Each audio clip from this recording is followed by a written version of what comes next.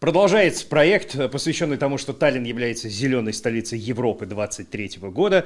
И, честно говоря, было бы интересно поговорить не только о современности, но еще и о том, что было когда-то. А кто знает, как было когда-то? Человек, который практически там был, ну или как минимум хорошо осведомлен о тех временах, практически о Средневековье, а может быть даже и больше. Краевед Иосиф Кац у нас сегодня в студии нашего подкаста «Дельфи». И вот как раз поговорим о средневековой экологии, насколько вообще она существовала тогда. Потому что, вспоминая, ну, я сейчас не про Таллин говорю, а вспоминая, например, про мушкетеров, которых нам показывали в весьма прилизанном городе Львов, складывалось ощущение такое, что все были постираны, вымыты, Париж был таким прекрасным городом, хорошо пахнущим и все такое, а история-то говорит совсем об обратном. А как вот если про Таллин говорить? Тут, наверное, совсем плохо было или как? Ну, во-первых, надо понимать то, что совсем плохо с точки было зрения, наверное, современного человека. Да, естественно, что общество и средневековое, и раннего нового времени действительно имело несколько другие представления о бытовом комфорте, действительно об экологии среды обитания, о гигиене среды обитания. И я думаю, что если бы человек 21 века оказался на улицах что Парижа 17 века, что там, допустим, Ревеля 15-го, то, возможно, в нос бы ему шибануло, скажем так, вне всякого сомнения. Хотя, да, ну вот смотрите, мы знаем, что про Ревель нет, но даже в 17 веке говорили, что Стокгольм смердит за 3 мили, да, действительно, и про Париж подобные выражения есть, может там другое, Лье, да, будет длина.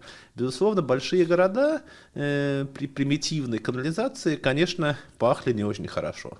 Значит ли это, что они утопали в нечистотах? Нет. Естественно, что ну вот так уж устроен наш вид, Homo sapiens, что зарасти по уши грязью все-таки мы не можем. Это просто некомфортно, да, и вне всякого сомнения регулировалась, так сказать, санитарно-гигиеническая сторона, вне всякого сомнения. Мы знаем, что действительно каждый домовладелец в нашем городе уже лет, не знаю, там 700-600 назад должен был раз в неделю перед Святым Днем, перед воскресеньем, значит, подметать участок. Ну, не сам он это делал, он, конечно, слугу посылал, дворника, посылал своего, значит, какого-то подручного, чтобы он убрал нечистоты и засыпал свежим песком, значит, постелил солому свежую, а сверху посыпал песочком, да. Естественно, что нечистоты вывозились, да, причем вывозились целенаправленно. Ведь как был устроен сбор этих всех отходов жизнедеятельности?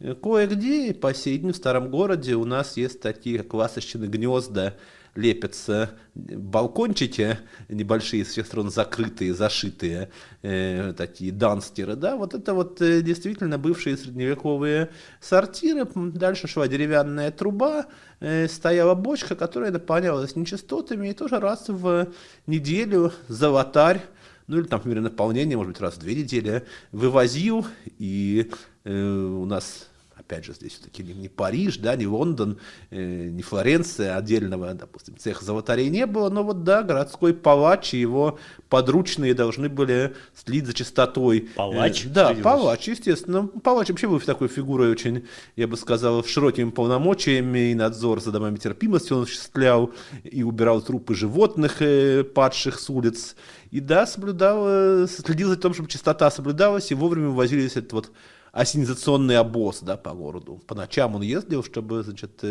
когда люди спят, меньше нарушать их, так сказать, и обоняние, и, наверное, зрительный фактор тоже. Ну да, без этого никуда. А как дошли до нас какие-нибудь сведения из глубины веков, обстояли дела с озеленением в Ревеле? То есть насколько это было развито и насколько это было востребовано? Потому что про здания мы знаем, они строились, башни замечательные, да, древние, все такое. А что происходило с зелеными насаждениями? В первую очередь надо сказать, что для средневекового человека природа живая, в частности лес, это была враждебная территория, которая вызывала, может быть, даже, я бы сказал, определенный страх и разбойники, и дикие звери, и всякая нечисть, которая в лесу, да, гнездится. Поэтому мы знаем, что, например, в раннее Средневековье многие, вот когда говорят о, значит, там, аббатах этих французских, английских, да, вот среди их, так сказать, деяний германских, выжег столько-то леса, да, что как бы... Значит, это было как почетно. Да, уже, было как бы борьба с природой некогда была почетной. Он Но именно если мы... лес выжигался прямо, да? Ну, То есть- рубился, да, расчищался, ну, рубился, а потом выжигали, чтобы там заниматься земледелием. Ну, я в да. смысле, на дрова все хотя бы шло. То есть не Да, просто да, так сжигали. нет, не только же, ну, не только же поджигали лес, конечно, нет, да, естественно, что, может, кустарник какой-то выжигали, хотя вряд ли, учитывая, насколько было востребовано топливо, действительно, то хворост, валежник тоже же шел в, значит, на, значит, отопление, и, ну, скажем так, не изводил леса, превращал их в пашню. Но это действительно у нас где-то так период, ну, 10-13 век, когда ревеля еще не было как такового. Что касается нашего региона, то представлять о том, что вот город ганзейской поры был таким каменным мешком, где не было ни одного деревца, было бы несправедливо. Действительно, у нас при монастырских обителях имелись два сада. Был сад у доминиканцев на улице Вене. Ну, он, к сожалению, у нас исчез без следа. На его месте стоит здание типографии 70-х годов 19-го столетия. Мы знаем, что был обширный яблоневый сад у цистерцианцев. И вот действительно можно даже посмотреть на, значит, аэрофотосъемку. И действительно вот та часть улицы Лай, которая соприкасается с улицей Сурклостре, там да, действительно такие достаточно большие дворы, даже есть, скажем, зелени некие пятна. Это остатки просуществовавшего до конца 17 века монастырского сада цистерцианского, который потом был в руках у частных владельцев, потом там, значит, построил у нас владелец особняка Палина амбар, построил большой трехэтажный, который дал имя, назвал, значит, улицы, переулку Айда, да, амбарный, потихоньку застраивалась, да, в черте городских стен. Естественно, были какие-то такие, я бы сказал, ну, места загородного отдыха, и за крепостной стеной, да, мы знаем, что был у больших морских ворот некий розовый сад, некий попугаевый сад, да, где действительно у нас, ну тут тоже спор, или устраивали состязания стрелков по фигурке попугая, или же там, значит, устраивали уже гульбарий после того, как завершилась эта стрельба, потому что, наверное, в саду стрелять не очень удобно. Да, мы знаем, что городу принадлежал лес на полуострове Копле, Дубрава была, куда действительно почетных гостей города в 16-17 веке возили на соколиную охоту, да, вот как бы это тоже был такой знак почтения выразить. Мы знаем, что, например, магистрат запрещал рубить лес на острове Найсер, на острове Айгна в разные периоды, когда он принадлежал, значит, городу, да, действительно, там был такой исторический запас, я бы сказал, строевого леса. И если говорить уже не про средние века, а про раннее новое время, то мы можем говорить, что горожане создают оазис живой природы в черте городских стен. Ну, например, у нас упоминается с конца 17 века сад на подворье дома по улице Лай, дом, который принадлежал семье купеческой, там были многие деятели магистрата таллинского, Хуков, там, где сейчас двор как раз музея природы, да, мы знаем, что когда, значит, сюда приезжает в 18 столетии, в конце его уже канцелярист, будущий, значит, драматург Август фон Коцебу, то он пишет к себе на родину, в Ваймар, о том, что вот он снял квартиру в доме Хуков, потому что под домом какой-то имеется, значит, сад, как будто бы в миниатюре герцогские сады в Ваймаре, да, ну это, конечно, преувеличение, но действительно и сейчас это такой зеленый оазис. Ну и перед домом Хуков две липы, якобы посаженные Петром, растут, да, так что, видимо, действительно человек был такого, ну, зеленого мышления, можно сказать. Я, кстати, хотел бы поинтересоваться насчет домашних животных. Не секрет, что сегодня домашние животные, они в основной своей массе, если человек не живет в своем доме, они все-таки заводятся, ну, в основной массе для развлечения, да? Ну, говоря о кошках, о собаках и прочих делах. Наверное, все-таки в средние века понятие животные и развлечения все-таки было, наверное, более утилитарным. Ну, в смысле, что либо это животное было домашнее, которое для еды и прочих дел, либо это собака для охраны. Я не знаю, как вообще в Таллине с домашними животными было? Ну, смотрите. Опять же, надо понимать то, что собака нужна, чтобы охранять что? Охранять двор. Как мы знаем, что при плотной каменной застройке особенно необходимости охранять дворы нету, да, эти маленькие дворы, колодцы буквально, они и так хорошо защищены воротами, и там собаки не разгуляться. Поэтому собак, возможно, если и держали, то, может быть, дворяне на том, для охоты, это было в основном, скажем так, животное не столько охранник, сколько знак престижа, скажем так. Что касается кошек, то их держали безусловно, по той простой причине, что кошка – это естественный враг крыс и мышей, которые у нас являются потребителями нежелательными ржи, значит, пшеницы и всего прочего, что хранится в амбарах, да, и воска, и пеньку они могут за милую душу погрызть от голода. Так что кошек наверняка держали, с этим нет никаких сомнений, горожане. Собака – это все-таки больше массовое распространение, когда уже город шагает за крепостную стену, когда уже у нас действительно начинается активная застройка форштадов. Наверное, в средние века, просто мы не знаем, как выглядела Калама, это, или как выглядела Тынесмяди, да, или Кивисилля, может быть, там собаки и жили, но в городской черте им просто, в них не было необходимости, скажем точно. Ну, а что касается, допустим, птиц певчих, то да, мы знаем, что с конца 17 века у нас, да, держат имеются в инвентарях, значит, имущество горожан с 18 века, имеются, значит, клетки уже металлические такие, значит, для певчих птиц. Может быть, до того были деревянные, но кто его знает, да? А если вот прыгать уже в такую, ближе к нашим годам, вот Петровская, Екатерининская эпоха, вот это вот то, что связано с Кадриоргом, с появлением, это же уже вот совсем другой подход в плане планировки, в том числе и озеленения города. То есть то, что сильно, наверное, отличается от того, что было в Средневековье. Ну, сразу же я опять же подчеркиваю, что Кадриорг тоже возникает не на пустом месте. Да? Там была летняя мыза Ратмана Дрентельнхоф, соответственно, который вот не пережил у нас чуму времен осады Таллина, и потом его вдовы Петр приобретает то, что мы называем домиком Петра.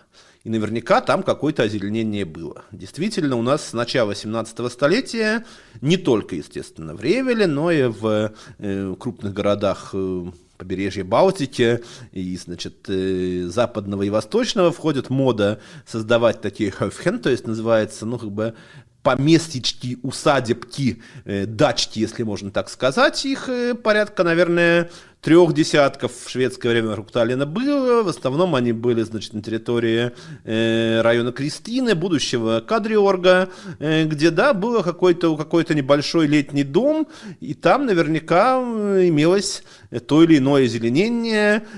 Зачастую там был огород обязательно, потому что это тоже был источником дополнительным витаминов. Но уже можно говорить, наверное, и о клумбах о каких-то, и о декоративных кустах, возможно, каких-то, да, которые... Там же вообще технология такая, которая, в общем-то, и сейчас может, наверное, поражать тех людей, которые занимаются озеленением, в смысле, что продуманность от первого, как говорится, до последнего метра в плане расположения, в плане того, как двигалась вода и прочие дела.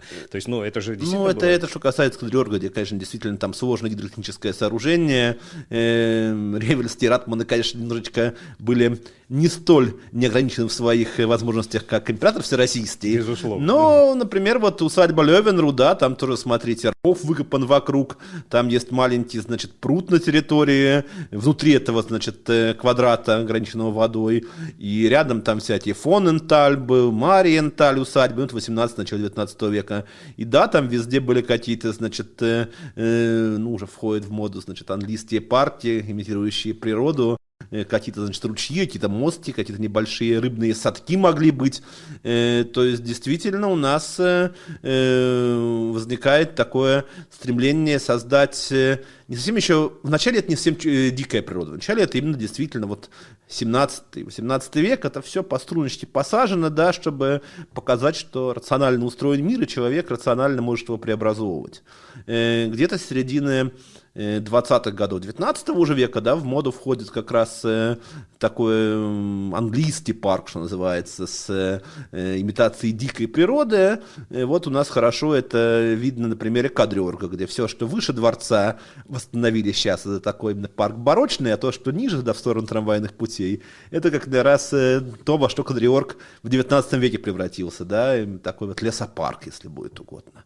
Но что вернемся в город, да, что называется, город действительно чувствовал недостаток зелени.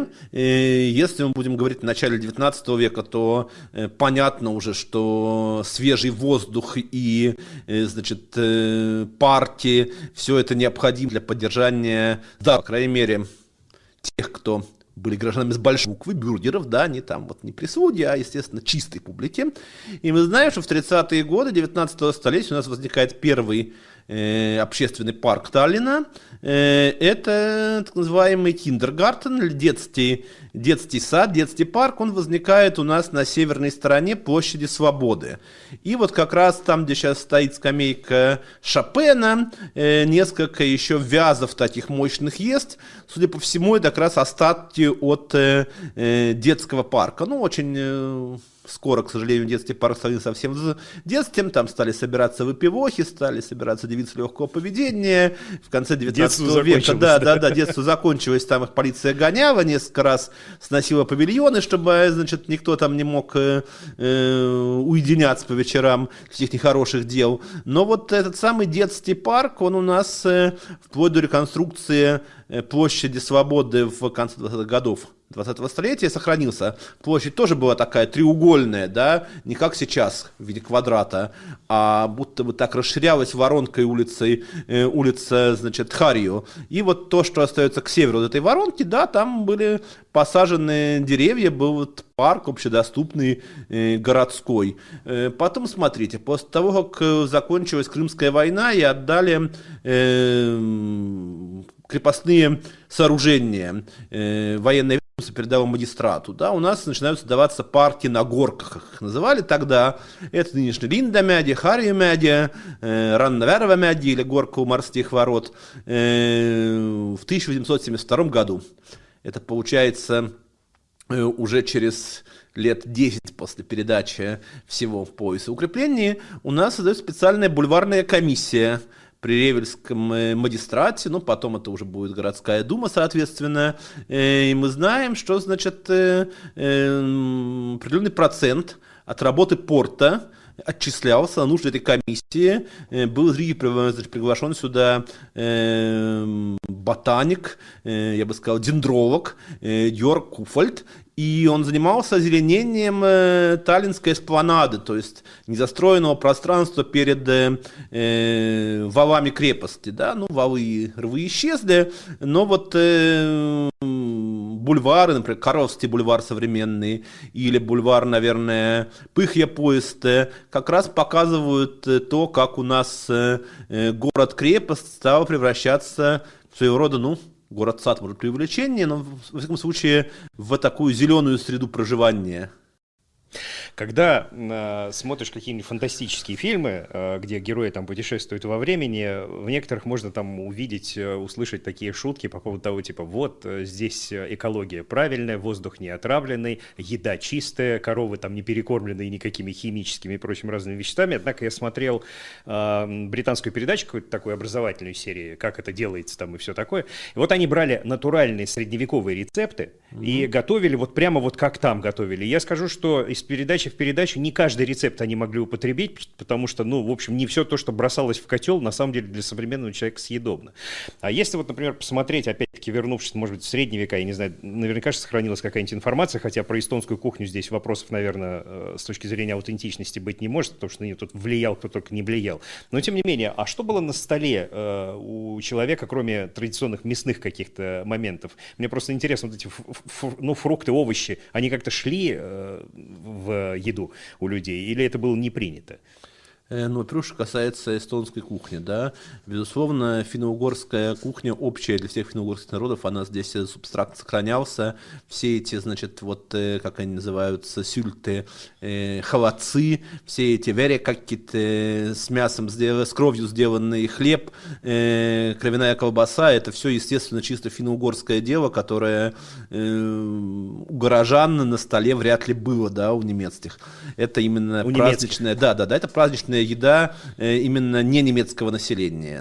Об этом мы можем сказать. Ну и действительно, тот же самый этот холодец, ну туда идут отходы, по сути своей, да, все кости, и копыта, и рога, что называют, ну, я утрирую, да. А что тогда крестьяне вот. ели? Это я про это, ну, это праздничная, это как раз праздничная еда крестьян, да, это то, что могли себе позволить крестьяне в празднике, да.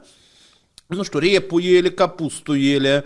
Ведь тоже надо понимать, что у нас не сохранились меню общепита ревельского, допустим, там 16 или 15 века. Да? Мы знаем, что подавали на пирах в гильдиях или что могли подать на пиру в ратуше. И там с блюдами все в порядке, там перечисляется рыба, там перечисляется, значит, разного рода мясо. Что касается закусок, то, как правило, это шел хлеб, да, лепешки какие-то, ведь картошки же Европа не знала, да, но мы знаем, что, например, уже в 17 веке один из таких, ну, я бы сказал, блюд, которые считали роскошью, которые осуждали в проповедях, был рисовый пудинг, да, то есть рис уже проник сюда. Опять же, как сладкое блюдо, не как, значит, допустим, гарнир к мясному или к рыбному блюду, а именно вот как такое вот десерт, скажем так. Ну, то есть, правильно понимаю, что мясо это только по праздникам, в общем-то, простому человеку. Простому человеку, безусловно, но мясные продукты, ну куда-то же они девались, да, ведь знать-то ела мясо чаще, а куда-то же должны были деваться вот эти субпродукты потом да. превращались в похлебки какие-то. Конечно, да, все, я думаю, что рыбьи головы всякие вполне шли, из них варили бульон, нет никакого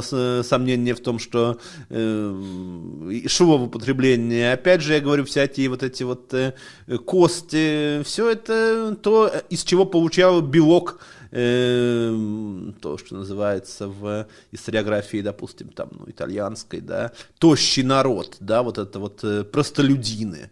Но опять же, можно же понимать, что такое простолюдин, да, естественно, что я сейчас говорю именно о, скажем так, обслуживающем классе, не о тех, кто был не дворянином, да, не о тех, кто не был там, я не знаю, оптовым купцом. Я думаю, что ремесленники питались достаточно хорошо, да, ну а вот та публика, да, та публика, которая именно ученики всякие, подмастерья, да, всякие там курьеры разнообразные, солдаты магистратской стражи, да, вот прообраз полиции, это носильщики всякие, да, то есть те, кто выполнял тяжелую работу.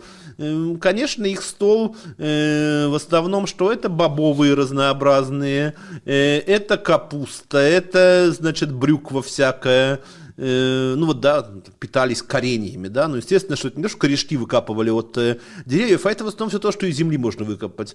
Редис, допустим, ну, морковь у нас тоже мы знаем, что вот, например, морковь оранжевая, она, конечно, появляется, опять же, только в 17 столетии здесь, как такой деликатес. А до этого был, ну, его же вывели эти голландские селекционеры, когда штатгальтером президентом Республики Соединенных Провинций стал принц из династии Аранских, да, оранжевых. Вот они вывели оранжевую. До этого такая, я бы сказал, фиолетово-блеклого цвета была морковь, как риска современная. Ну, тоже ее ели, естественно. И да, надо понимать, что еще и средневековая цивилизация хлебоедов, да.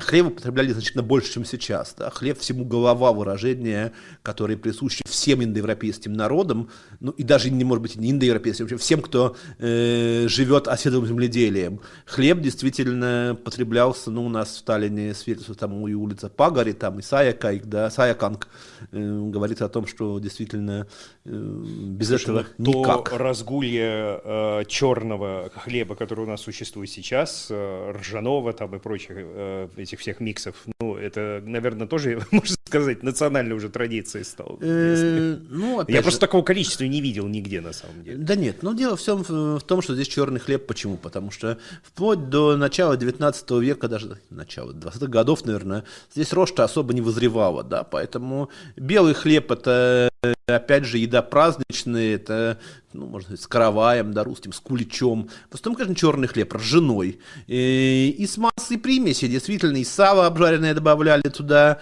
бывало, и, ну, вот, у нас сейчас все-таки о Таллине речь, а если будем говорить, вернемся к Парижу, то и, значит, каштаны добавляли те же самые, не конские, конечно, а съедобные каштаны, да, и, значит, всякие примеси в хлеб тоже как бы шли, ну, не сказать, чтобы как кекс с мармеладом сейчас, но да, какой-нибудь там кусочек брюквы, какой-нибудь там кусочек обжаренного вполне себе, я не знаю, корнеплода вполне мог быть добавлен. И хлеб, да, хлеб намазать маслом — это нормальный обед человека, да, обычно, если мы говорим именно о наемном работнике, скажем так.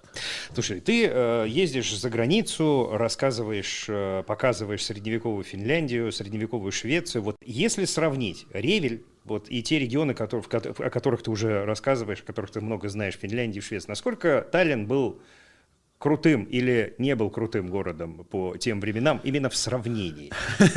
Ну, смотрите, во-первых, надо вспомнить, что и Швеция, и Финляндия — это тоже глубокая северная периферия мира европейца средневекового. И да, был случай в XVI веке, когда у нас даже на несколько лет город Стокгольм был должником города Ревеля, да, его, значит, заложил, взяв кредит, один из шведских королей, да, периода вот до унии общескандинавской.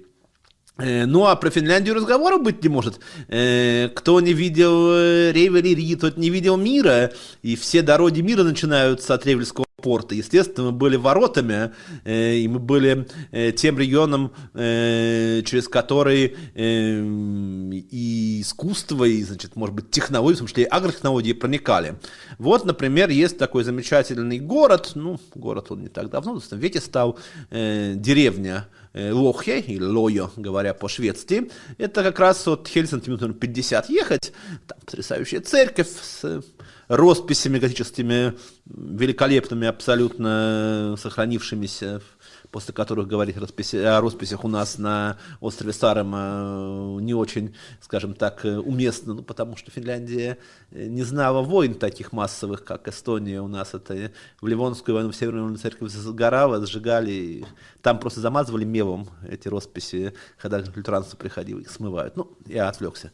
Вот, значит, и у нас этот Лохья считают столицей двух вещей. Это и звездки, и яблок. Ну, со звездкой понятно, это природный дар, да, там действительно в гранитной Финляндии вклинивается вдруг кусочек нашего, значит, глинта этого, и добывали не стройматериалы, пережигали, значит, известь. А что касается именно вот яблок, то мы знаем, что яблоки начинают выращивать у нас в окрестностях Лохья по повелению Эрика Флеминга, наместника шведской Финляндии. Он в 1529 году привозит саженцы яблок из Ревеля. Из Ревеля. Да, из Ревеля, да-да-да, он привозит, потому что, видимо, здесь, в монастырских садах, я говорю, у доминиканцев, у цистерцианцев точно был яблочный сад, видимо, были какие-то выведены сорта, которые были достаточно морозоустойчивые, достаточно плодоносящие, достаточно сладкие, и да, действительно, яблочная столица Финляндии имеет, как ни странно, вот в 16 веке такую связь с нашим городом. Ну, это можно только порадоваться. В очередной раз понимаешь, что, во-первых, насколько все связано в этом самом мире, в нашем, во-вторых... Ой, да, что касается Стокгольма, да, ведь в Швеции ситуация была тоже достаточно веселая, в кавычках. Надо же понимать, что до 30-х годов 17 века самые плодородные регионы Швеции, они в составе Дании находятся.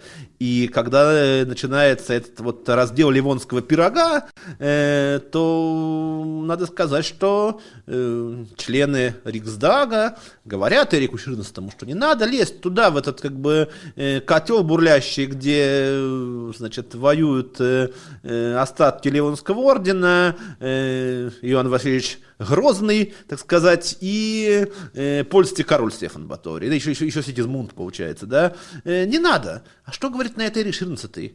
Вы не понимаете, ведь Эстляндия это житница, это богатейший хозяйственный регион.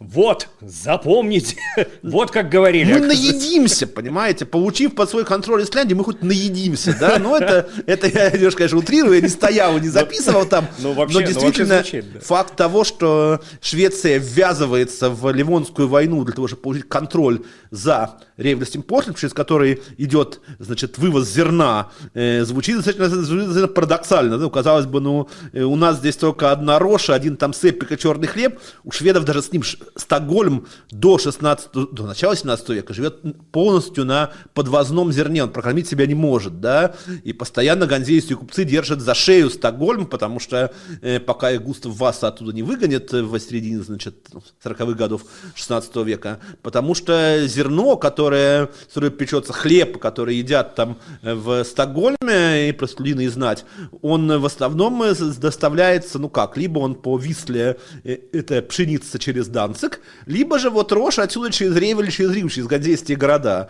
И да, действительно, как ни странно, у нас Сталин был такой зерновой амбар Швеции на каком-то этапе своей истории. Эх, вернуться бы ко всему такому, да? Было бы неплохо. Ну, а у нас идет 23-й год, Таллин, зеленая столица Европы 23-го года. В 23-м году весь Таллин перекопан, причем так, что люди страдают, и те, которые в центре живут, и те, которые через центр едут.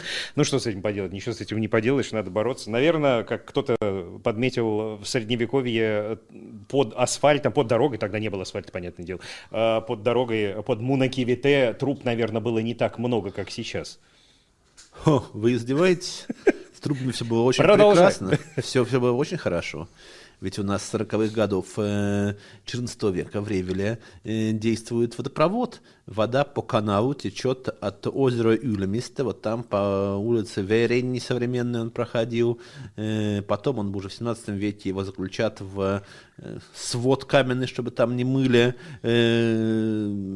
белье и не стирали и не сливали нечистоты. Доходит до плюс-минус, значит, современной площади Свободы, и там по деревянным трубам расходятся к колодцам, которые есть и общественные, и, значит, частные на подворьях на различных. И эти колодцы сохранились и расчищены кое-где они. У нас в многих дворах можно найти остатки этой вот древней, скажем так, водопроводной сети.